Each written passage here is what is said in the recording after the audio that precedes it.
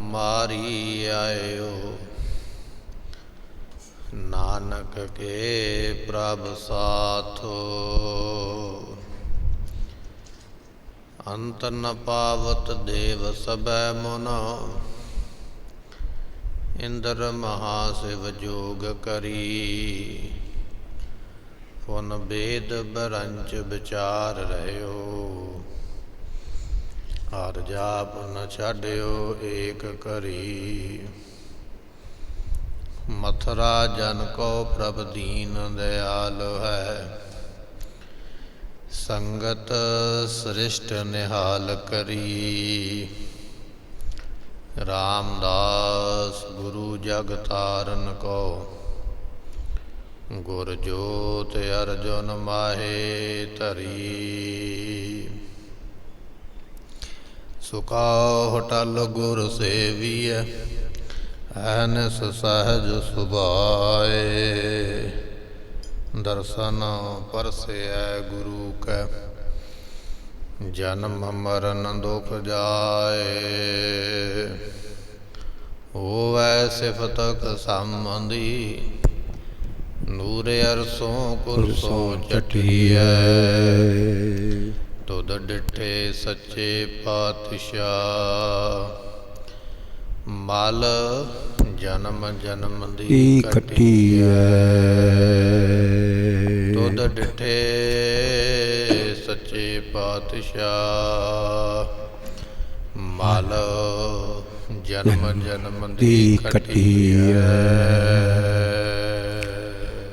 सतनाम श्री वाहिगुरु साहिब जीओ। गोजरी महला पंजवा। जिस मनुख पै करो बेनती सो अपने दुख भरिया। पार ब्रह्म जिन हृदय आराध्या। तिन पाउस सागर तरिया। गुर हर बिन को ना बिरथा दुख काटै। प्रभ ताजी आवर सेवक जे होई है। तित मान महत जस काटै रहा। वाहिगुरु जी का खालसा वाहिगुरु जी की फतेह। सतगुरां दी साजी नवाजी। गुरु की संगत आप संगतां ने सतगुरां दे दरबार अंदर बैठ के गुरबाणी दे कीर्तन सरवण करदिया होया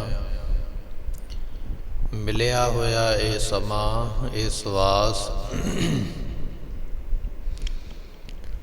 सतगुरां दी गुरबाणी पढ़ के सुन के सफले बनाए। सतगुरु पातशाह महाराज साहब जियां दे महान बचन हन तिनके भाग बड़े हैं भाई।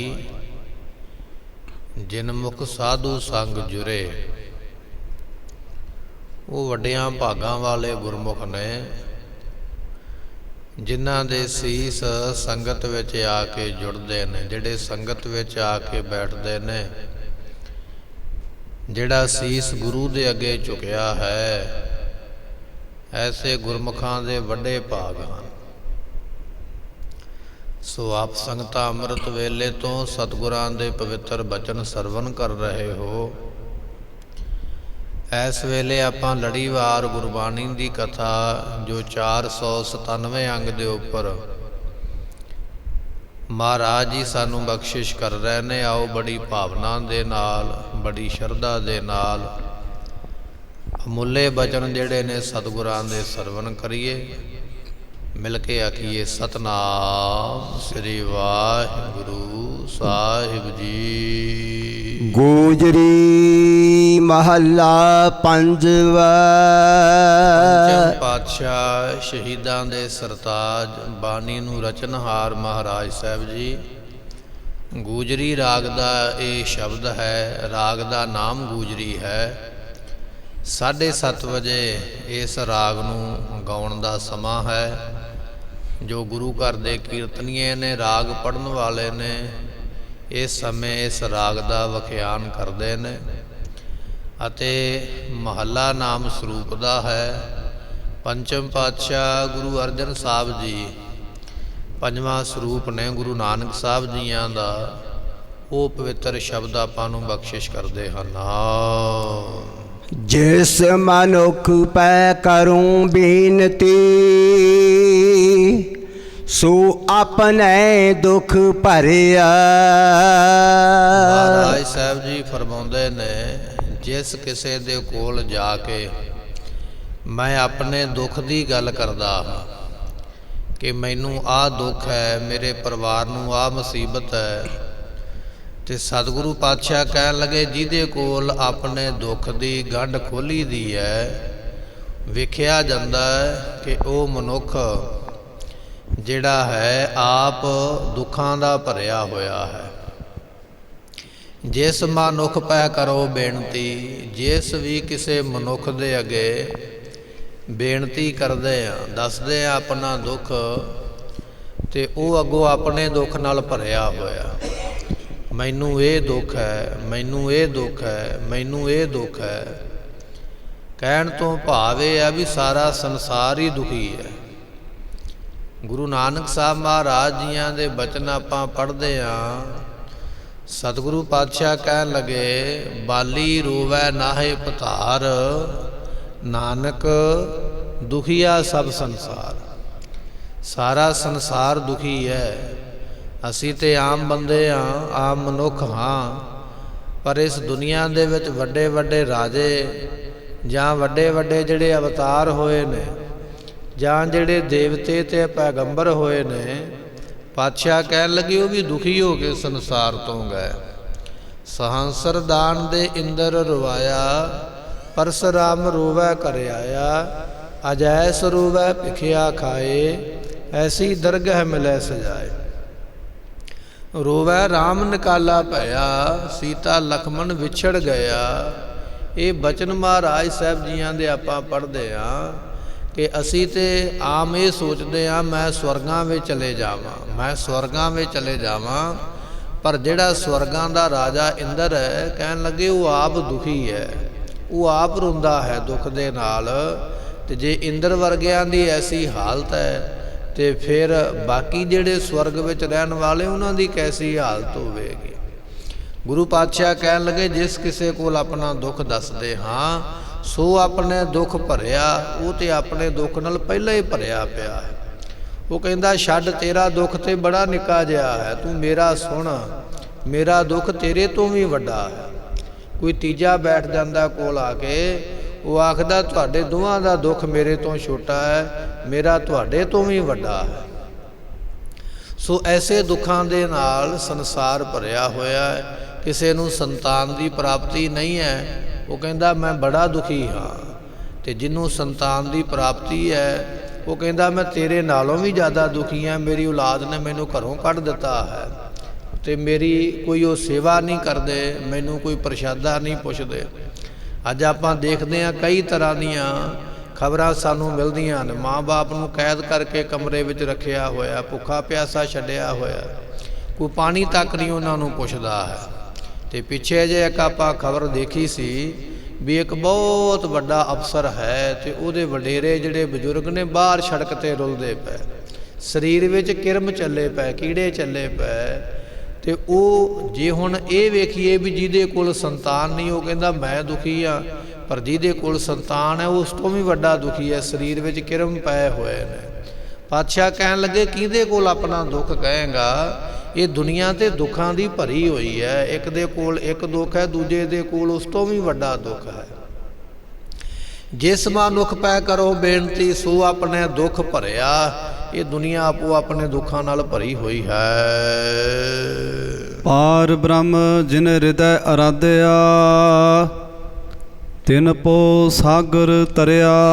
ਸਤਿਗੁਰੂ ਪਾਤਸ਼ਾਹ ਮਹਾਰਾਜ ਜੀਆਂ ਨੂੰ ਪੁੱਛਿਆ, ਫਿਰ ਮਹਾਰਾਜ ਕੀ ਕਰਨਾ ਚਾਹੀਦਾ ਹੈ? ਇਹ ਦੁਨੀਆ ਦੁੱਖਾਂ ਦੀ ਭਰੀ ਹੈ, ਸੁਖ ਵੀ ਕਿਤੇ ਹੈ। ਤੇ ਪਾਤਸ਼ਾਹ ਕਹਿਣ ਲੱਗੇ ਪਾਰ ਬ੍ਰਹਮ ਜਿਨ ਹਿਰਦੈ ਆਰਾਧਿਆ, ਪਰਮੇਸ਼ਰ ਨੂੰ ਜਿਸ ਨੇ ਹਿਰਦੇ ਵਿੱਚ ਆਰਾਧਿਆ ਹੈ, ਯਾਦ ਕੀਤਾ ਹੈ। ਤੇ ਆਰਾਧਨਾ ਜਿਹੜੀ ਮਨ ਦੀ ਹੈ ਨਾ, ਸਰੀਰ ਤੋਂ ਬਾਅਦ ਵਿੱਚ ਹੁੰਦੀ ਹੈ। ਪਹਿਲਾਂ ਸਰੀਰ ਕਰਕੇ ਆਰਾਧਿਆ ਜਾਂਦਾ ਹੈ। ਅਸੀਂ ਜ਼ੁਬਾਨ ਦੇ ਨਾਲ ਜਪਦੇ ਹਾਂ, ਨਿਤਨੇਮ ਕਰਦੇ ਹਾਂ, ਪਾਠ ਕਰਦੇ ਹਾਂ, ਸਿਮਰਨ ਕਰਦੇ ਹਾਂ। ਹੌਲੀ ਹੌਲੀ ਸਾਡੀ ਅਵਸਥਾ ਬਣ ਜਾਂਦੀ ਹੈ ਤੇ ਫਿਰ ਉਹ ਜਿਹੜਾ ਸਿਮਰਨ ਹੈ ਸਾਡੇ ਹਿਰਦੇ ਵਿੱਚ ਚਲਾ ਜਾਂਦਾ, ਫਿਰ ਹਿਰਦੇ ਕਰਕੇ ਜਪਿਆ ਜਾਂਦਾ ਹੈ। ਇੱਥੇ ਮਹਾਰਾਜ ਜੀ ਨੇ ਹਿਰਦਾ ਸ਼ਬਦ ਵਰਤਿਆ, ਪਾਰ ਬ੍ਰਹਮ ਜਿਨ ਹਿਰਦੈ ਆਰਾਧਿਆ। ਸਰੀਰ ਕਰਕੇ, ਸਰੀਰ ਦੀ ਅਗਲੀ ਅਵਸਥਾ ਜਿਹੜੀ ਹੈ ਨਾਮ ਦੀ, ਜਿਨ੍ਹਾਂ ਨੇ ਹਿਰਦੇ ਵਿੱਚ ਉਸ ਨੂੰ ਆਰਾਧਿਆ ਹੈ, ਜਿਹੜੇ ਇਸ ਮੰਜ਼ਿਲ ਤੱਕ ਪਹੁੰਚ ਗਏ ਨੇ, ਜਿਨ੍ਹਾਂ ਦਾ ਹਿਰਦਾ ਨਾਮ ਜਪਦਾ ਪਿਆ ਹੈ, ਉਠਤ ਬੈਠਤ ਸੋਵਤ ਨਾਮ ਵਾਲੀ ਜਿਨ੍ਹਾਂ ਦੀ ਅਵਸਥਾ ਬਣ ਗਈ ਹੈ। ਪਾਤਸ਼ਾਹ ਕਹਿਣ ਲੱਗੇ ਤਿੰਨ ਭਉ ਸਾਗਰ ਤਰਿਆ। ਇਹ ਸੰਸਾਰ ਹੈ ਤੇ ਵੈਸੇ ਡਰ ਦੇਣ ਵਾਲਾ। ਸਾਰੀ ਦੁਨੀਆ ਡਰੀ ਪਈ ਹੈ, ਕੋਈ ਬਿਮਾਰੀ ਤੋਂ ਡਰਿਆ ਪਿਆ, ਕੋਈ ਮੌਤ ਤੋਂ ਡਰਿਆ ਪਿਆ, ਕੋਈ ਜਮਾ ਤੋਂ ਡਰਦਾ ਪਿਆ ਹੈ, ਕੋਈ ਲੈਣ ਵਾਲਾ ਡਰਦਾ ਪਿਆ, ਕੋਈ ਦੇਣ ਵਾਲਾ ਡਰਦਾ ਪਿਆ ਹੈ। ਇਹ ਦੁਨੀਆ ਡਰੀ ਹੋਈ ਹੈ, ਸਾਰਾ ਸੰਸਾਰ ਹੀ ਡਰ ਦੇ ਨਾਲ, ਖੌਫ ਦੇ ਨਾਲ ਭਰਿਆ ਹੈ। ਪਰ ਜਿਨ੍ਹਾਂ ਨੇ ਪਰਮੇਸ਼ਰ ਨੂੰ ਯਾਦ ਕੀਤਾ, ਮਹਾਰਾਜ ਕਹਿਣ ਲੱਗੇ ਕਿ ਉਹ ਜਿਹੜੇ ਵਿਅਕਤੀ ਨੇ ਉਹਨਾਂ ਨੇ ਸੰਸਾਰ ਸਮੁੰਦਰ ਨੂੰ ਤਰ ਲਿਆ ਹੈ, ਉਹਨਾਂ ਦਾ ਡਰ ਹੀ ਖਤਮ ਹੋ ਗਿਆ ਹੈ। ਜਿਨ ਨਿਰਭਉ, ਜਿਨ ਹਰ ਨਿਰਭਉ ਧਿਆਇਆ ਜੀ, ਤਿਨਕਾ ਭਉ ਸਭ ਗਵਾਸੇ। ਜਿਨ੍ਹਾਂ ਨੇ ਹਿਰਦੇ ਕਰਕੇ ਧਿਆਇਆ ਨਾ ਨਿਰਭਉ ਪਰਮਾਤਮਾ ਨੂੰ, ਉਹਨਾਂ ਦੇ ਫਿਰ ਦੁਨੀਆ ਦੇ ਭਉ ਖਤਮ ਹੋ ਜਾਂਦੇ ਨੇ, ਡਰ ਨਹੀਂ ਰਹਿ ਜਾਂਦੇ। ਇਸ ਤਰ੍ਹਾਂ ਪਰਮੇਸ਼ਰ ਨੂੰ ਯਾਦ ਕਰਕੇ ਸੰਸਾਰ ਤੋਂ ਤਰ ਜਾਂਦੇ ਹਨ। ਗੁਰ ਹਰਿ ਬਿਨ ਕੋ ਨਾ ਬਿਰਥਾ ਦੁੱਖ ਕਾਟੈ। ਸਤਿਗੁਰੂ ਪਾਤਸ਼ਾਹ ਕਹਿਣ ਲੱਗੇ ਗੁਰੂ ਤੋਂ ਬਿਨਾ, ਪਰਮੇਸ਼ਰ ਤੋਂ ਬਿਨਾ ਇਹ ਜਿਹੜੇ ਤੇਰੇ ਦੁੱਖ ਦੀ ਪੀੜਾ ਕੱਟ ਕੋਈ ਨਹੀਂ ਹੋ ਸਕਦਾ। ਬਿਰਥਾ ਨਾਮ ਵੀ ਦੁੱਖ ਦਾ ਹੀ ਹੈ ਤੇ ਅੱਗੇ ਸ਼ਬਦ ਵੀ ਮਹਾਰਾਜ ਨੇ ਦੁੱਖ ਲਿਖ ਦਿੱਤਾ ਹੈ। ਇਸ ਕਰਕੇ ਬਿਰਥਾ ਦਾ ਅਰਥ ਵਿਦਵਾਨ ਕਰਦੇ ਨੇ ਪੀੜਾ, ਦੁੱਖ ਦੀ ਪੀੜਾ। ਇੱਕ ਦੁੱਖ ਹੈ ਪਰ ਉਸ ਦੁੱਖ ਦੇ ਨਾਲ ਸਾਡੇ ਦਰਦ ਹੁੰਦੀ ਹੈ, ਪੀੜ ਹੁੰਦੀ ਹੈ, ਹਾਏ ਹਾਏ ਨਿਕਲਦੀ ਹੈ। ਮਹਾਰਾਜ ਕਹਿਣ ਲੱਗੇ ਦੁੱਖਾਂ ਦੀਆਂ ਪੀੜਾਂ ਗੁਰੂ ਤੋਂ ਬਿਨਾ ਕੱਟ ਕੋਈ ਨਹੀਂ ਹੋ ਸਕਦਾ। ਜੇ ਤੂੰ ਆਖੇ ਨਾ ਵੀ ਸੰਸਾਰ ਦੇ ਪਦਾਰਥਾਂ ਦੇ ਨਾਲ ਮੈਂ ਦੁੱਖ ਕੱਟ ਲਵਾਂਗਾ, ਦੁੱਖ ਦੀ ਪੀੜ ਨੂੰ ਕੱਟ ਲਵਾਂਗਾ, ਨਹੀਂ ਕੱਟਿਆ ਜਾਣਾ। ਮਹਾਰਾਜ ਕਿਵੇਂ ਕੱਟਿਆ ਜਾਣਾ ਹੈ? ਕੱਟਿਆ ਤਾਂ ਜਾਣਾ ਜੇ ਗੁਰੂ ਦੀ ਸ਼ਰਨ ਵਿੱਚ ਆਵੇਂਗਾ, ਗੁਰੂ ਤੈਨੂੰ ਉਪਦੇਸ਼ ਬਖਸ਼ਿਸ਼ ਕਰਨਗੇ, ਉਹਦੀ ਕਮਾਈ ਕਰਾਂਗਾ ਤਾਂ ਇਹ ਸੰਸਾਰ ਦੇ ਦੁੱਖ ਔਰ ਮਨ ਦੇ ਦੁੱਖ ਜਿਹੜੇ ਨੇ ਕੱਟੇ ਜਾਣਗੇ। ਪਾਤਸ਼ਾਹ ਕਹਿਣ ਲੱਗੇ ਗੁਰ ਹਰਿ ਬਿਨ ਕੋ ਨਾ ਬਿਰਥਾ ਦੁੱਖ ਕਾਟੈ।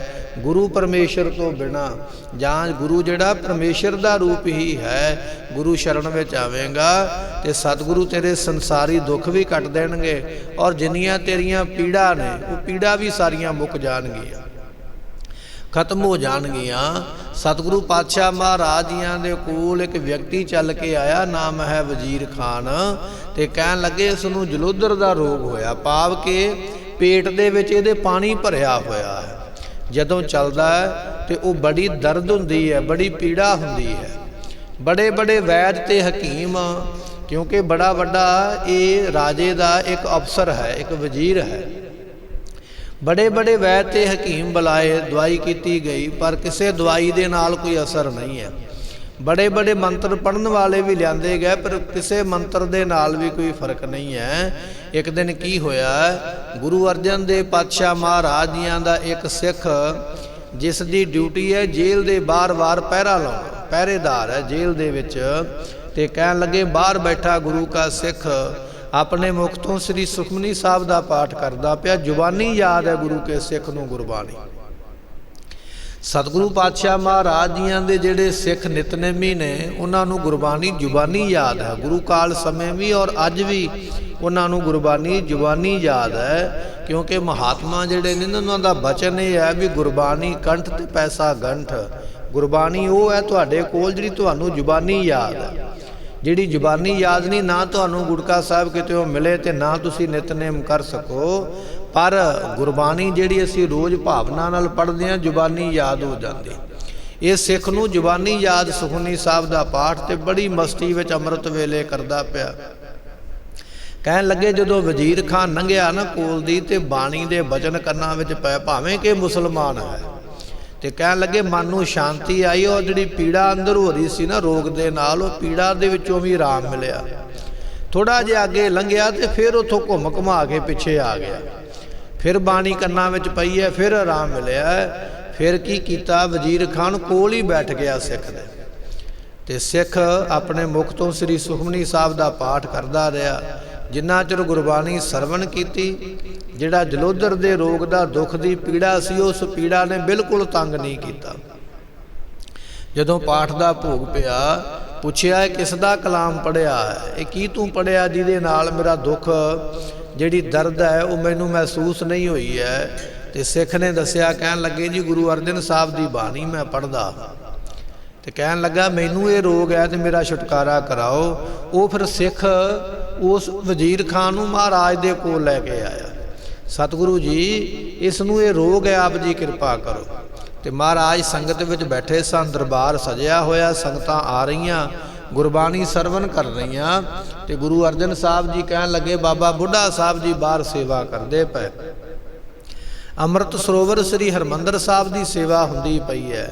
ਕਹਿਣ ਲੱਗੇ ਬਾਬਾ ਬੁੱਢਾ ਸਾਹਿਬ ਜੀ ਸੇਵਾ ਕਰਵਾ ਰਹੇ ਨੇ, ਜਾਓ ਉਹਨਾਂ ਦੇ ਕੋਲ ਜਾਓ, ਕਹਿ ਦਿਓ ਗੁਰੂ ਅਰਜਨ ਸਾਹਿਬ ਨੇ ਭੇਜਿਆ ਹੈ, ਤੁਹਾਡਾ ਦੁੱਖ ਦੂਰ ਕਰ ਦੇਣਗੇ। ਤੇ ਇਸੇ ਤਰ੍ਹਾਂ ਉਹ ਛੇਤੀ ਦੇ ਨਾਲ ਜਦੋਂ ਬਾਬਾ ਬੁੱਢਾ ਸਾਹਿਬ ਜੀ ਦੇ ਕੋਲ ਪਹੁੰਚਿਆ ਕਿ ਮੈਨੂੰ ਗੁਰੂ ਅਰਜਨ ਸਾਹਿਬ ਨੇ ਤੁਹਾਡੇ ਕੋਲ ਭੇਜਿਆ, ਮੈਨੂੰ ਇਹ ਦੁੱਖ ਹੈ, ਕਿਰਪਾ ਕਰਕੇ ਦੂਰ ਕਰੋ। ਤੇ ਬਾਬਾ ਬੁੱਢਾ ਸਾਹਿਬ ਜੀ ਕਹਿਣ ਲੱਗੇ ਵੀ ਅਸੀਂ ਤੇ ਗੁਰੂ ਘਰ ਦੇ ਸੇਵਾਦਾਰ ਹਾਂ, ਸਾਡੇ ਵਿੱਚ ਇੰਨੀ ਸਮਰੱਥਾ ਕਿੱਥੇ ਹੈ ਵੀ ਅਸੀਂ ਤੇਰਾ ਦੁੱਖ ਦੂਰ ਕਰੀਏ, ਇਹ ਤੇ ਗੁਰੂ ਅਰਜਨ ਸਾਹਿਬ ਹੀ ਕਿਰਪਾ ਕਰ ਸਕਦਾ, ਤੂੰ ਦੁਬਾਰਾ ਉਹਨਾਂ ਦੇ ਕੋਲ ਜਾ। ਉਸਨੇ ਬਾਬਾ ਬੁੱਢਾ ਸਾਹਿਬ ਜੀਆਂ ਨੇ ਉਸ ਵਜ਼ੀਰ ਖਾਨ ਨੂੰ ਗੁਰੂ ਅਰਜਨ ਸਾਹਿਬ ਦੇ ਕੋਲ ਭੇਜਿਆ। ਗੁਰੂ ਅਰਜਨ ਸਾਹਿਬ ਜੀਆਂ ਨੇ ਫਿਰ ਬਾਬਾ ਬੁੱਢਾ ਸਾਹਿਬ ਦੇ ਕੋਲ ਭੇਜਿਆ। 2-4 ਵਾਰੀ ਜਦੋਂ ਇਸ ਤਰ੍ਹਾਂ ਹੀ ਚੱਕਰ ਲਾਏ ਨਾ, ਤੇ ਬਾਬਾ ਬੁੱਢਾ ਸਾਹਿਬ ਜੀ ਜਿਹੜੀ ਮਿੱਟੀ ਦੀ ਟੋਕਰੀ ਹੱਥ ਵਿੱਚ ਫੜਦੇ ਸਨ, ਥੱਲਿਓਂ ਸੰਗਤ ਭਰ ਕੇ ਮਿੱਟੀ ਦੀ ਟੋਕਰੀ ਫੜਾਉਂਦੇ, ਬਾਬਾ ਬੁੱਢਾ ਸਾਹਿਬ ਜੀ ਉੱਪਰ ਖੜੇ ਹੋਏ ਟੋਕਰੀ ਫੜਦੇ ਸਨ ਮਿੱਟੀ ਦੀ। ਜਦੋਂ ਵਜ਼ੀਰ ਖਾਨ ਨੇ 2-4 ਵਾਰੀ ਲਗਾਤਾਰ ਹੀ ਆਖਿਆ ਵੀ ਕਿਰਪਾ ਕਰੋ, ਤੇ ਉਹ ਭਰੀ ਹੋਈ ਟੋਕਰੀ ਉਹਦੇ ਪੇਟ ਤੇ ਮਾਰੀ, ਤੇ ਪੇਟ ਤੇ ਟੋਕਰੀ ਵੱਜਣ ਦੇ ਨਾਲ ਉਹ ਜਿਹੜਾ ਅੰਦਰ ਫੋੜਾ ਭਰਿਆ ਹੋਇਆ ਸੀ ਪਾਣੀ ਦੇ ਨਾਲ, ਉਹ ਸਾਰਾ ਫਿਸ ਗਿਆ, ਟੁੱਟ ਗਿਆ, ਤੇ ਦੁੱਖ ਉਹਦਾ ਦੂਰ ਹੋ ਗਿਆ। ਵਜ਼ੀਰ ਖਾਨ ਬੜਾ ਖੁਸ਼ ਹੋਇਆ, ਕਹਿਣ ਲੱਗਾ ਤੁਸੀਂ ਮੇਰਾ ਦੁੱਖ ਦੂਰ ਕਰ ਦਿੱਤਾ ਹੈ। ਬਾਬਾ ਬੁੱਢਾ ਸਾਹਿਬ ਜੀ ਕਹਿਣ ਲੱਗੇ ਨਹੀਂ, ਦੁੱਖ ਤੇ ਗੁਰੂ ਅਰਜਨ ਸਾਹਿਬ ਨੇ ਦੂਰ ਕੀਤਾ ਹੈ, ਸਾਡਾ ਤੇ ਕੇਵਲ ਇੱਕ ਬਹਾਨਾ ਬਣਾ ਛੱਡਿਆ ਹੈ, ਅਸੀਂ ਤੇ ਇੱਕ ਬਹਾਨਾ ਬਣ ਗਏ, ਪਰ ਕੀਤਾ ਸਭ ਕੁਝ ਉਹਨਾਂ ਨਹੀਂ ਹੈ।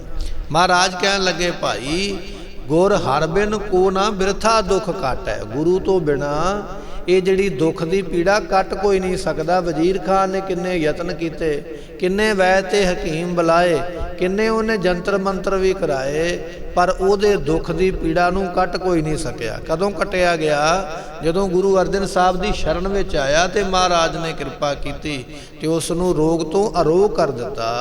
ਇਸ ਤਰ੍ਹਾਂ ਭਾਈ ਅੱਜ ਵੀ ਕਈ ਤਰ੍ਹਾਂ ਦੇ ਭਿਆਨਕ ਰੋਗ ਦੁੱਖ ਦੁਨੀਆ ਨੂੰ ਲੱਗੇ ਹੋਏ, ਜਿਨ੍ਹਾਂ ਦੀ ਪੀੜਾ ਸਾਰੀ ਸਾਰੀ ਰਾਤ ਸੌਣ ਨਹੀਂ ਦਿੰਦੀ ਹੈ, ਹਰ ਵੇਲੇ ਦਰਦ ਤੇ ਮੁਸੀਬਤ ਬਣੀ ਰਹਿੰਦੀ ਹੈ, ਪਰ ਜਿਹੜਾ ਗੁਰੂ ਸ਼ਰਨ ਵਿੱਚ ਆਉਂਦਾ ਹੈ, ਸਤਿਗੁਰੂ ਉਸ ਦੇ ਦਰਦ ਅਤੇ ਦੁੱਖ ਕੱਟ ਦਿੰਦੇ ਹਨ।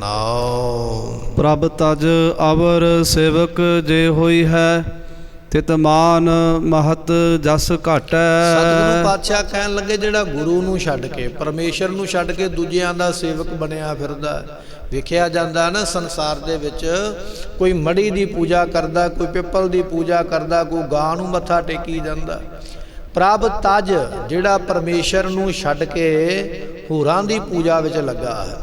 ਗਾਂ ਨੂੰ ਕਿਹਨੇ ਬਣਾਇਆ? ਪਰਮੇਸ਼ਰ ਨੇ। ਪਿੱਪਲ ਨੂੰ ਕਿਹਨੇ ਪੈਦਾ ਕੀਤਾ? ਪਰਮੇਸ਼ਰ ਨੇ। ਮੜੀਆਂ ਮਸਾਨ ਬਣੇ ਹੋਏ ਨੇ, ਪਰ ਜਿਸ ਪਰਮਾਤਮਾ ਨੇ ਬਣਾਏ ਨੇ ਉਹਨੂੰ ਛੱਡ ਕੇ ਅਸੀਂ ਉਹਦੀ ਬਣਾਈ ਹੋਈ ਵਸਤੂ ਨੂੰ ਕਹਿਣ ਲੱਗੇ ਪੂਜਾ ਕਰਦੇ ਹਾਂ। ਇੱਕ ਚਿੱਤਰਕਾਰ ਨੇ ਚਿੱਤਰਕਾਰੀ ਬਣਾਈ ਹੈ, ਤੇ ਜਿਸ ਚਿੱਤਰਕਾਰ ਨੇ ਬਣਾਈ ਹੈ ਉਹਨੂੰ ਤੇ ਪੁੱਛਦਾ ਕੋਈ ਨਹੀਂ, ਤੇ ਚਿੱਤਰਕਾਰੀ ਨੂੰ ਕੇਵਲ ਵੇਖੀ ਜਾਵੇ, ਉਹਨੂੰ ਪ੍ਰੇਮ ਕਰੀ ਜਾਵੇ, ਤੇ ਕੀ ਪ੍ਰਾਪਤੀ ਹੈ? ਪਰਮਾਤਮਾ ਚਿੱਤਰਕਾਰ ਹੈ, ਸ੍ਰਿਸ਼ਟੀ ਉਹਨੇ ਜ਼ਰੂਰ ਸਾਜੀ ਬਣਾਈ ਹੈ, ਪਰ ਅਸੀਂ ਉਹਨੂੰ ਛੱਡ ਕੇ ਚਿੱਤਰਕਾਰੀ ਨਾਲ ਮੋਹ ਲਾ ਕੇ ਬੈਠੇ ਹਾਂ। ਮਹਾਰਾਜ ਕਹਿਣ ਲੱਗੇ ਭਾਈ ਪ੍ਰਭ ਤਜ ਅਵਰ ਸੇਵਕ ਜੇ ਹੋਈ ਹੈ, ਜਿਹੜਾ ਗੁਰੂ ਨੂੰ ਛੱਡ ਕੇ ਹੋਰਾਂ ਦਾ ਸੇਵਕ ਬਣ ਜਾਂਦਾ, ਚੇਲਾ ਬਣ ਜਾਂਦਾ, ਤੇ ਇਸ ਮਾਨ ਨਾਮ ਇੱਜ਼ਤ ਦਾ, ਉਹਦੀ ਇੱਜ਼ਤ ਘਟਦੀ ਹੈ, ਦੁਨੀਆ ਵਿੱਚ ਵੱਧਦੀ ਕੋਈ ਨਹੀਂ ਹੈ। ਦੁਨੀਆ ਵਿੱਚ ਆਪਣੀ ਇੱਜ਼ਤ ਗਵਾ ਲੈਂਦਾ ਹੈ ਵੀ ਇਹ ਕਿਹੋ ਜਿਹਾ ਆਦਮੀ ਹੈ, ਰੁੱਖਾਂ ਨੂੰ ਪੂਜੀ ਜਾਂਦਾ ਹੈ, ਇਹ ਕਿਹੋ ਜਿਹਾ ਆਦਮੀ ਹੈ, ਪਸ਼ੂਆਂ ਨੂੰ ਪੂਜੀ ਜਾਂਦਾ ਹੈ, ਉਹਦੀ ਇੱਜ਼ਤ ਬਣਦੀ ਨਹੀਂ ਹੈ। ਮਾਨ ਨਾਮ ਇੱਜ਼ਤ ਦਾ ਹੈ। ਮਾਨ ਸਨਮਾਨ ਜਿਹਨੂੰ ਆਪਾਂ ਕਹਿ ਦਿੰਦੇ, ਕਹਿਣ ਲੱਗੇ ਉਹਦਾ ਮਾਨ ਸਨਮਾਨ ਘਟ ਜਾਂਦਾ ਹੈ। ਤੇ ਮਹਤ ਨਾਮ ਮਰਾਤਬੇ ਦਾ, ਨੌਕਰੀ ਦਾ ਹੈ। ਜਿਸ ਪਦਵੀ ਤੇ ਬੈਠਾ ਹੈ, ਜਿਸ ਨੌਕਰੀ ਤੇ ਬੈਠਾ ਹੈ, ਉਹ ਨੌਕਰੀ ਵਿੱਚ ਵੀ ਉਸ ਨੂੰ ਘਾਟਾ ਹੀ ਪੈਂਦਾ ਹੈ, ਦੁੱਖ ਪ੍ਰਾਪਤ ਹੁੰਦਾ ਹੈ। ਤੇ ਪਾਤਸ਼ਾਹ ਕਹਿਣ ਲੱਗੇ ਜਸ ਘਟ ਹੈ। ਜਸ ਨਾਮ ਵਡਿਆਈ ਦਾ, ਸ਼ੋਭਾ ਵੀ ਉਸ ਦੀ ਘਟ ਜਾਂਦੀ ਹੈ, ਨਾ ਸ਼ੋਭਾ ਰਹਿੰਦੀ ਹੈ, ਕੋਈ ਨਹੀਂ ਵਡਿਆਈ ਕਰਦਾ, ਨਾ ਮਹੱਤ ਉਹਦਾ ਮਰਾਤਬਾ ਰਹਿੰਦਾ ਅਤੇ ਨਾ ਹੀ ਉਹਦਾ ਮਾਨ ਸਨਮਾਨ ਰਹਿੰਦਾ। ਕਿਸ ਦਾ ਨਹੀਂ ਰਹਿੰਦਾ? ਕਹਿਣ ਲੱਗੇ ਗੁਰ ਤਜ, ਜਿਹੜੇ ਗੁਰੂ ਨੂੰ ਛੱਡ ਕੇ ਹੋਰਾਂ ਦੇ ਪਿੱਛੇ ਲੱਗੇ ਹੋਏ ਹਨ। ਰਹਾਉ ਮਾਇਆ ਕੇ ਸੰਬੰਧ ਸੈਨ ਸਾਕ ਕਿਤ ਹੀ ਕਾਮ ਨਾ ਆਇਆ। ਇਹ ਜਿਹੜੇ ਦੁਨੀਆ ਦੀਆਂ ਰਿਸ਼ਤੇਦਾਰੀਆਂ ਨੇ ਨਾ, ਮਾਇਆ ਦੇ ਸੰਬੰਧ ਨੇ। ਜਿੰਨਾ ਚਿਰ ਤੁਹਾਡੇ ਜੇਬ ਦੇ ਵਿੱਚ ਮਾਇਆ ਹੈ, ਤੁਹਾਡੀ ਬੈਂਕ ਦੇ ਵਿੱਚ ਮਾਇਆ ਪਈ ਹੋਈ ਹੈ ਨਾ, ਜਿੰਨਾ ਚਿਰ ਤੇ ਤੁਸੀਂ ਧਨਾੜ ਆਦਮੀ ਹੋ, ਅਮੀਰ ਆਦਮੀ ਹੋ, ਪੈਸੇ ਵਾਲੇ ਹੋ, ਪਾਤਸ਼ਾਹ ਕਹਿਣ ਲੱਗੇ ਉਹਨਾਂ ਚਿਰ ਸੈਨ ਸਾਕ, ਜਿਹੜੇ ਤੁਹਾਡੇ ਪਿਆਰੇ ਪਿਆਰੇ ਮਿੱਤਰ ਵੀ ਹੋਣਗੇ, ਜਿਹੜੇ ਦਿਨੇ ਰਾਤ ਤੁਹਾਡੀ ਸੇਵਾ ਵਿੱਚ ਲੱਗੇ ਰਹਿਣਗੇ। ਤੇ ਮਤਾਂ ਕਿਤੇ ਇਹ ਸੋਚ ਲਿਓ ਵੀ ਮੇਰੀ ਸੇਵਾ ਵਿੱਚ ਲੱਗਾ, ਨਹੀਂ। ਜਿਹੜਾ ਤੈਨੂੰ ਧਨ ਦੌਲਤ ਮਿਲਿਆ, ਪਰਮਾਤਮਾ ਨੇ ਤੈਨੂੰ ਦਿੱਤਾ, ਅਸਲ ਵਿੱਚ ਉਹਦੀ ਸੇਵਾ ਹੁੰਦੀ ਪਈ ਹੈ। ਇਹ ਜਿਹੜੇ ਪਿਆਰੇ ਮਿੱਤਰ ਨੇ, ਜਿਹੜੇ ਸਾਕ ਸੰਬੰਧੀ ਨੇ, ਪਾਤਸ਼ਾਹ ਕਹਿਣ ਲੱਗੇ ਕਿਤ ਹੀ ਕਾਮ ਨਾ ਆਇਆ। ਜਿੰਨਾ ਚਿਰ ਮਾਇਆ ਕੋਲ ਹੈ ਉਹਨਾਂ ਚਿਰ ਤੇ ਤੇਰੇ ਕੋਲ ਬੈਠਣਗੇ। ਜਦੋਂ ਮਾਇਆ ਚਲੇਗੀ ਫਿਰ ਤੇਰਾ ਕੋਈ ਨਾ ਪਿਆਰਾ ਮਿੱਤਰ ਹੈ ਤੇ ਨਾ ਹੀ ਤੇਰਾ ਕੋਈ ਸਾਕ ਸੰਬੰਧੀ ਹੈ। ਵੱਡਾ ਤੇ ਅਮੀਰ ਆਦਮੀ ਹੈ, ਉਹਦੀ ਰਿਸ਼ਤੇਦਾਰੀ ਗਾਂ ਦੀ ਗਾਂ ਲੋਕ ਉਹਦੇ ਨਾਲ ਕੱਢ ਲੈਂਦੇ। ਮਿੱਤਰ ਉਹ ਗਾਂ ਤੋਂ ਗਾਂ ਸਿਫਾਰਿਸ਼ ਪਾ ਕੇ ਮਿੱਤਰ ਬਣਨ ਦੀ ਕੋਸ਼ਿਸ਼ ਕਰਦੇ। ਪਰ ਜੇ ਕੋਈ ਗਰੀਬ ਆਦਮੀ ਹੈ, ਉਹਦਾ ਆਪਣਾ ਵੀ ਉਸ ਨੂੰ ਛੱਡ ਕੇ ਪਰੇ ਚਲੇ ਜਾਂਦਾ ਹੈ। ਮਹਾਰਾਜ ਕਹਿਣ ਲੱਗੇ ਅਸਲ ਵਿੱਚ ਗੱਲ ਇਹ ਹੈ, ਸਰੀਰ ਦਾ ਕੋਈ ਮਿੱਤਰ ਨਹੀਂ ਹੈ, ਸਰੀਰ ਦਾ ਕੋਈ ਰਿਸ਼ਤੇਦਾਰ ਨਹੀਂ ਹੈ। ਰਿਸ਼ਤੇਦਾਰੀ ਔਰ ਮਿੱਤਰਤਾ ਹੀ ਕੇਵਲ ਮਾਇਆ ਦੇ ਨਾਲ ਹੈ। ਜਿੰਨਾ ਚਿਰ ਤੇਰੇ ਕੋਲ ਧਨ ਹੈ, ਤੇਰੇ ਸਾਰੇ ਹੀ ਮਿੱਤਰ ਨੇ, ਸਾਰੇ ਹੀ ਤੇਰੇ ਚੰਗੇ ਨੇ। ਜਦੋਂ ਚਲਾ ਗਿਆ ਉਦੋਂ ਸਾਰੇ ਹੀ ਤੇਰੇ ਮਾੜੇ ਨੇ। ਪਾਤਸ਼ਾਹ ਕਹਿਣ ਲੱਗੇ ਮਾਇਆ ਕੇ ਸੰਬੰਧ, ਮਾਇਆ ਦੇ ਸੰਬੰਧ ਕਰਕੇ ਜਿੰਨਾ ਚਿਰ ਤੇਰੇ ਜੇਬ ਦੇ ਵਿੱਚ ਹੈ ਸੈਨ ਸਾਕ, ਉਹਨਾਂ ਚਿਰ ਤੇਰੇ ਰਿਸ਼ਤੇਦਾਰ। ਪਰ ਜਦੋਂ ਮਾਇਆ ਚਲੇਗੀ ਕਿਤੇ ਹੀ ਕਾਮ ਨਾ ਆਇਆ, ਉਸ ਤੋਂ ਬਾਅਦ ਵਿੱਚ ਕੋਈ ਵੀ ਤੇਰੇ ਕੰਮ ਨਹੀਂ ਆਉਂਦਾ ਹੈ। ਹਰ ਕਾ ਦਾਸ ਨੀਚ ਕੁਲ ਉੱਚਾ ਤਿਸ ਸੰਗ ਮਨ ਬਾਛਤ ਫਲ ਪਾਇਆ। ਹਰੀ ਦਾ ਜਿਹੜਾ ਦਾਸ ਹੈ, ਰੱਬ ਦਾ ਜਿਹੜਾ ਸੇਵਕ ਬਣਿਆ, ਭਾਵੇਂ ਉਹ ਨੀਵੀਂ ਕੁੱਲ ਵਿੱਚ ਵੀ ਹੋਵੇ, ਕਿਉਂਕਿ ਇੱਕ ਇਹ ਸਾਡੇ ਦਿਮਾਗ ਦੇ ਵਿੱਚ, ਸਾਡੀ ਸੋਚ ਵਿੱਚ ਇਹ ਗੱਲ ਘਰ ਗਈ ਹੈ ਵੀ ਆਹ ਨੀਵੀਂ ਕੁੱਲ ਵਾਲਾ, ਉੱਚੀ ਕੁੱਲ ਵਾਲਾ ਹੈ। ਇੱਕ ਦੁਨੀਆ ਵਿੱਚ ਸ਼ਾਸਤਰ ਲਿਖਿਆ ਗਿਆ ਜਿਸ ਨੂੰ ਮਨੂ ਸਿਮਰਤੀ ਆਖਿਆ ਜਾਂਦਾ। ਮਨੂ ਸਿਮਰਤੀ ਵਿੱਚ ਵਰਨਾਂ ਦੀ ਵੰਡ ਕੀਤੀ ਗਈ ਹੈ ਵੀ ਆਹ ਐਸ ਜਾਤ ਨਾਲ ਸੰਬੰਧ ਰੱਖਦਾ ਵਰਨ ਦੇ ਨਾਲ, ਆਹ ਐਸ ਵਰਨ ਦੇ ਨਾਲ ਰੱਖਦਾ।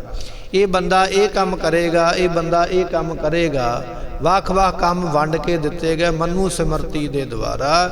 ਉਹ ਸਿਮਰਤੀ ਦੇ ਵਿੱਚ ਫਿਰ ਇਹ ਜ਼ਿਕਰ ਕੀਤਾ ਵੀ ਆਹ ਜਿਹੜੀ ਜਾਤ ਹੈ ਇਸ ਨੂੰ ਨੀਵੀਂ ਸਮਝੋ, ਇਸ ਕੁੱਲ ਨੂੰ ਨੀਵੀਂ ਸਮਝੋ। ਤੇ ਮਹਾਰਾਜ ਕਹਿਣ ਲੱਗੇ ਹਰ ਕਾ ਦਾਸ, ਜਿਹੜਾ ਰੱਬ ਦਾ ਦਾਸ ਹੈ ਨਾ, ਸੇਵਕ, ਨੀਚ ਕੁੱਲ ਉੱਚਾ, ਭਾਵੇਂ ਉਹ ਨੀਵੀਂ ਕੁੱਲ ਜਿਹੜੀ ਦੁਨੀਆ ਮੰਨਦੀ ਵੀ ਆਹ ਕੁੱਲ ਬੜੀ ਨੀਵੀਂ ਹੈ, ਉਹਦੇ ਵਿੱਚ ਵੀ ਜੇ ਉਹ ਪੈਦਾ ਹੋ ਜਾਵੇ ਤਾਂ ਵੀ ਉਹ ਉੱਚਿਆਂ ਤੋਂ ਉੱਚਾ, ਉਹਦੇ ਬਰਾਬਰ ਕੋਈ ਨਹੀਂ ਹੈਗਾ ਸੰਸਾਰ ਵਿੱਚ।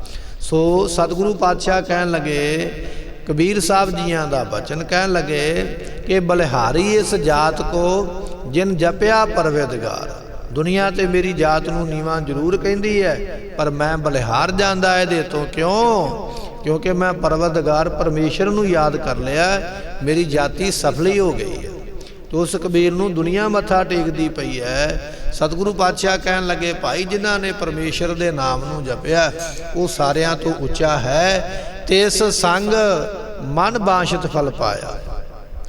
ਇਹੋ ਜਿਹੇ ਦਾਸ ਦੀ ਜਿਹੜਾ ਸੰਗਤ ਕਰੇਗਾ ਨਾਮ ਜਪਣ ਵਾਲੇ ਦੀ, ਉਹਦੀਆਂ ਵੀ ਮਨ ਇੱਛਤ ਇਛਾਵਾਂ ਪੂਰੀਆਂ ਹੋਣਗੀਆਂ।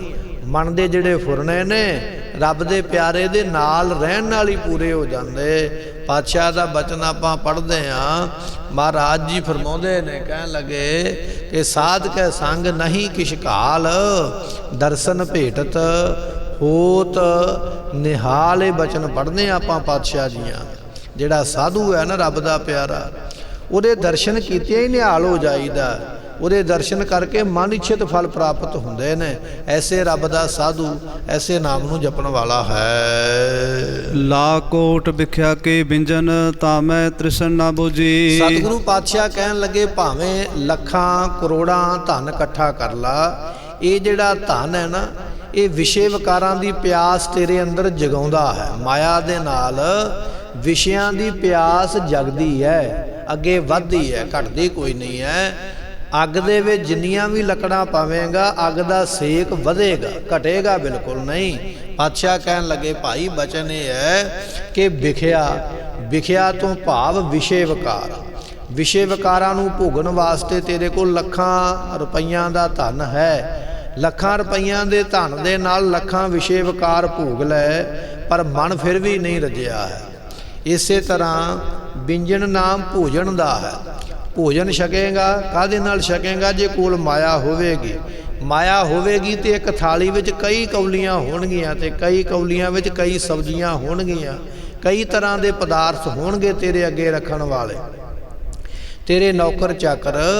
ਪਰ ਉਹ ਲੂਣੇ ਤੇ ਸਲੂਣੇ ਭੋਜਨਾਂ ਨੂੰ ਤੇ ਜ਼ਰੂਰ ਖਾਂਦਾ ਹੈ, ਪਰ ਖਾ ਕੇ ਤ੍ਰਿਪਤੀ ਨਹੀਂ ਆਈ ਹੈ, ਰੱਜਿਆ ਨਹੀਂ ਕਿ ਮੈਂ ਬੜੇ ਭੋਜਨ ਨਾਲ ਬੜੇ ਰੰਗਾਂ ਦੇ ਛਕ ਲੈ, ਬਸ ਹੁਣ ਮੇਰਾ ਮਨ ਰੱਜ ਗਿਆ। ਨਹੀਂ, ਅਗਲੇ ਦਿਨ ਹੁਕਮ ਹੁੰਦਾ ਜਿਹੜੀ ਮੈਂ ਅੱਜ ਚੀਜ਼ ਖਾਧੀ ਹੈ ਕੱਲ੍ਹ ਨੂੰ ਨਹੀਂ ਬਣਨੀ ਚਾਹੀਦੀ, ਜਿਹੜੀ ਕੱਲ੍ਹ ਖਾਧੀ ਹੈ ਪਰਸੋਂ ਨਹੀਂ ਬਣਨੀ ਚਾਹੀਦੀ। ਮੇਰੀ ਇਹ ਖਾਣ ਪੀਣ ਦੀ ਜਿਹੜੀ ਬਣੀ ਹੋਈ ਵਸਤੂ ਹੈ, ਮਹੀਨਾ ਜਿਹੜੀ ਮੈਂ ਅੱਜ ਖਾ ਲਈ ਹੈ, ਮਹੀਨੇ ਬਾਅਦ ਇਹਦੀ ਵਾਰੀ ਆਉਣੀ ਚਾਹੀਦੀ ਹੈ। ਭਾਵ ਇਹ ਹੈ ਵੀ ਮੈਂ ਇਹਦਾ ਅੱਜ ਸਵਾਦ ਲੈ ਲਿਆ, ਹੁਣ ਮੈਨੂੰ ਹੋਰ ਨਵਾਂ ਸਵਾਦ ਚਾਹੀਦਾ।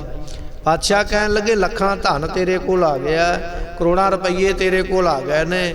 ਕਰੋੜਾਂ ਰੁਪਈਆਂ ਦੇ ਨਾਲ ਤੂੰ ਰੋਜ਼ ਲੂਣੇ ਸਲੂਣੇ ਨਵੇਂ ਤੋਂ ਨਵੇਂ ਭੋਜਨ ਛਕਦਾ, ਵੱਡੇ ਵੱਡੇ ਹੋਟਲਾਂ 'ਚ ਬੈਠ ਕੇ ਤੂੰ ਖਾਂਦਾ, ਦੇਸ਼ ਵਿਦੇਸ਼ ਦੀ ਯਾਤਰਾ ਕਰਦਾ ਹੈ। ਇਸ ਦੇਸ਼ ਦੀ ਆਹ ਚੀਜ਼ ਮਿੱਠੀ ਹੈ, ਇਸ ਦੇਸ਼ ਦੀ ਆਹ ਚੀਜ਼ ਵਧੀਆ ਹੈ। ਪਾਤਸ਼ਾਹ ਕਹਿਣ ਲੱਗੇ ਉਹ ਖਾ ਖਾ ਕੇ ਕਿਹੜਾ ਤੇਰਾ ਮਨ ਰੱਜ ਗਿਆ? ਕਿਹੜਾ ਮਨ ਨੇ ਆਖਿਆ ਵੀ ਨਹੀਂ ਮੈਨੂੰ ਹੁਣ ਕਿਸੇ ਚੀਜ਼ ਦੀ ਲੋੜ ਨਹੀਂ ਹੈ? ਤ੍ਰਿਸ਼ਨਾ ਫਿਰ ਵੀ ਨਹੀਂ ਬੁੱਝੀ ਹੈ।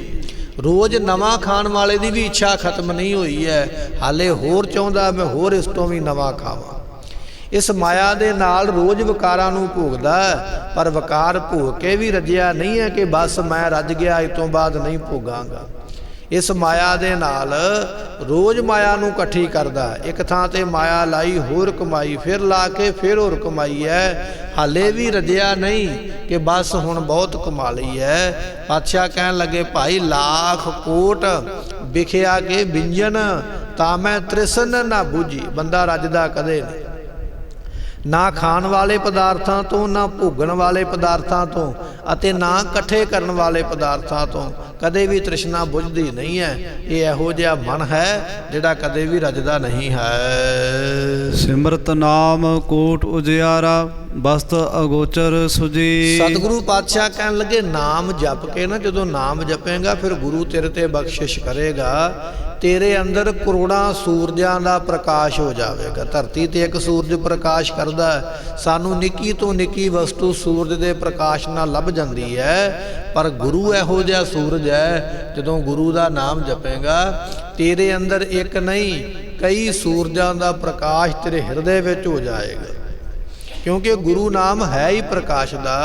ਜਦੋਂ ਗੁਰੂ ਦੇ ਅਰਥ ਕਰਦੇ ਨਾ ਵਿਦਵਾਨ, ਤੇ ਗੋ ਨਾਮ ਗੁਰਮੁਖੋ ਹਨੇਰੇ ਦਾ ਹੈ, ਜਿਸ ਨੂੰ ਘੁੱਪ ਹਨੇਰਾ ਕਿਹਾ ਜਾਂਦਾ, ਅਗਿਆਨਤਾ ਕਿਹਾ ਜਾਂਦਾ ਹੈ। ਤੇ ਰੂ ਨਾਮ ਪ੍ਰਕਾਸ਼ ਦਾ, ਜਿਹੜਾ ਹਿਰਦੇ ਵਿੱਚੋਂ ਘੁੱਪ ਹਨੇਰਾ ਖਤਮ ਕਰਕੇ ਅਗਿਆਨਤਾ ਦਾ, ਅਵਿਦਿਆ ਦਾ ਹਿਰਦੇ ਵਿੱਚ ਪ੍ਰਕਾਸ਼ ਕਰੇ, ਉਸ ਨੂੰ ਕਿਹਾ ਜਾਂਦਾ ਗੁਰੂ। ਗੁਰੂ ਕਹਾਉਣਾ, ਗੁਰੂ ਨਾਮ ਦੇ ਨਾਲ ਲਵਾਉਣਾ ਬੜਾ ਸੌਖਾ ਹੈ। ਦੁਨੀਆ ਲਵਾਉਂਦੀ ਹੈ, ਕਹਾਉਂਦੀ ਹੈ, ਪਰ ਅਸਲ ਵਿੱਚ ਗੁਰੂ ਦਾ ਕੰਮ ਹੈ ਹਿਰਦੇ ਵਿੱਚ ਪ੍ਰਕਾਸ਼ ਕਰਨਾ।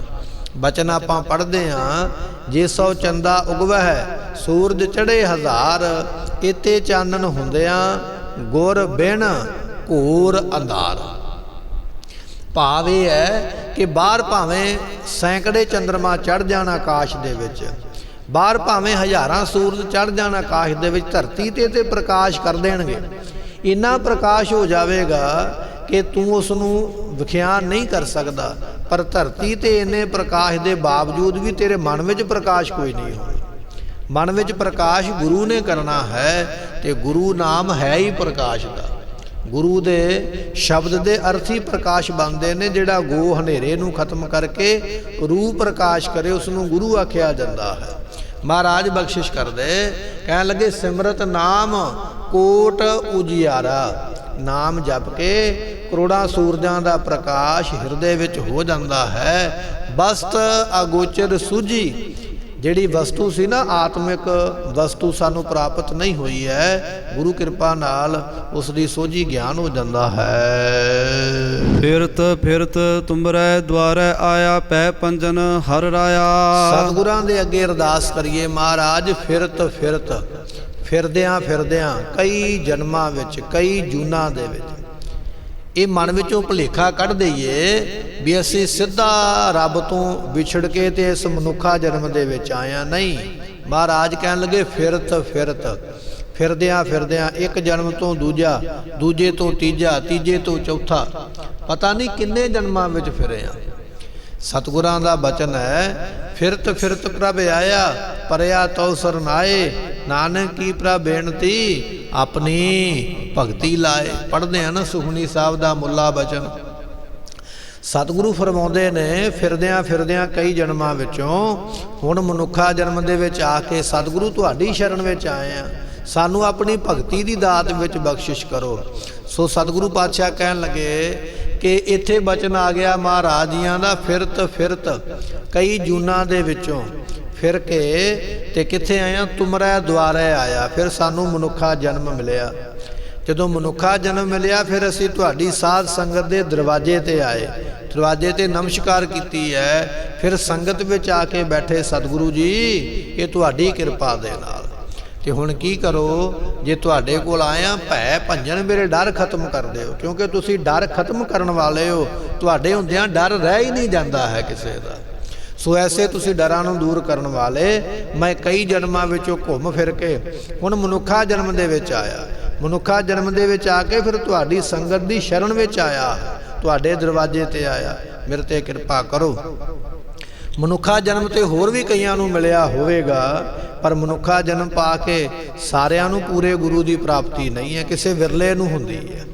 ਉਹਨਾਂ ਵਿਰਲਿਆਂ ਵਿੱਚੋਂ ਆਪਾਂ ਆਏ ਆ ਜਿਹੜੇ ਗੁਰੂ ਦੀ ਪ੍ਰਾਪਤੀ ਕਰੀ ਬੈਠੇ ਆ, ਸੰਗਤ ਵਿੱਚ ਵੀ ਆ ਕੇ ਬੈਠੇ ਆ। ਫਿਰ ਅਰਦਾਸ ਕਰੀਏ, ਮਹਾਰਾਜ ਸਾਡੇ ਤੇ ਕਿਰਪਾ ਕਰੋ, ਤੁਸੀਂ ਡਰਾਂ ਨੂੰ ਦੁੱਖਾਂ ਨੂੰ ਤੋੜਨ ਵਾਲੇ ਹੋ, ਸਾਡੇ ਵੀ ਡਰ ਤੇ ਦੁੱਖ ਦੂਰ ਕਰ ਦਿਓ, ਕਿਉਂਕਿ ਅਸੀਂ ਬਹੁਤ ਜਨਮਾਂ ਤੋਂ ਘੁੰਮ ਕੇ ਇਸ ਜਨਮ ਦੇ ਵਿੱਚ ਆਏ ਹਾਂ।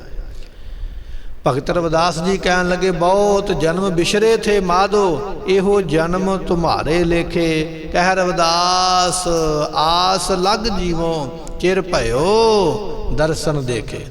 ਪਤਾ ਨਹੀਂ ਕਿੰਨੇ ਜਨਮਾਂ ਦੀ ਯਾਤਰਾ ਕਰਕੇ, ਕਈ ਜਨਮ ਭੈ ਕੀਟ ਪਤੰਗਾ, ਕਈ ਜਨਮ ਗਜ ਮੀਨ ਕੁਰੰਗਾ, केते मात पिता सुत धिया, केते गुर चेले फुन हुआ। बचन है महाराज जियां दा, किन्ने कु साडे बच्चे बने, किन्नियां कु दे असीं बच्चे बने आ, कोई लेखा जोखा ही नहीं है जन्मां दा।